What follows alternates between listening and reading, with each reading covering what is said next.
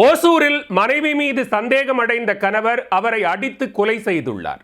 மனைவியை கொலை செய்துவிட்டு விபத்து என நாடகமாடிய கணவர் கைது செய்யப்பட்டுள்ளார். நடந்தது என்ன? ஓசூர் அருகே தலையெடுத்துள்ள மளிகைபாய்தொட்டி கிராமத்தைச் சேர்ந்தவர் முனிராஜ். இவரது மனைவி சவிதா. கடந்த மாதம் 20ஆம் தேதி முனிராஜ் தனது மனைவி கீழே விழுந்துவிட்டதாக கூறி காயங்களுடன் இருந்த சவிதாவை தென்கனிக்கோட்டை அரசு மருத்துவமனையில் சிகிச்சைக்காக சேர்த்துள்ளார். பின்னர் மருத்துவர்கள் மேல் சிகிச்சைக்காக சவிதாவை கிருஷ்ணகிரி மருத்துவக் கல்லூரி மருத்துவமனைக்கு அனுப்பி வைத்துள்ளனர். அங்கு சிகிச்சை பெற்று வந்த சவிதா கடந்த 21ஆம் தேதி சிகிச்சை பலனளிக்காமல் உயிரிழந்துள்ளார். மனைவி உயிரிழந்ததை அறிந்த முனிராஜ் போலீசாருக்கு பயந்து அங்கிருந்து தலைமறைவாகியுள்ளார். இந்த சம்பவம் குறித்து அறிந்த தளி போலீசார் சவிதா உயிரிழப்பு குறித்து தீவிர விசாரணை நடத்தியுள்ளனர்.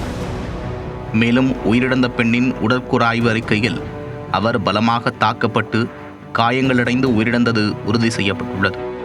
அதன் மூலம் முனிராஜ் தனது மனைவியை அடித்து கொலை செய்துவிட்டு விபத்து நாடகமாடியது போலீசாரின் விசாரணையில் தெரியவந்துள்ளது.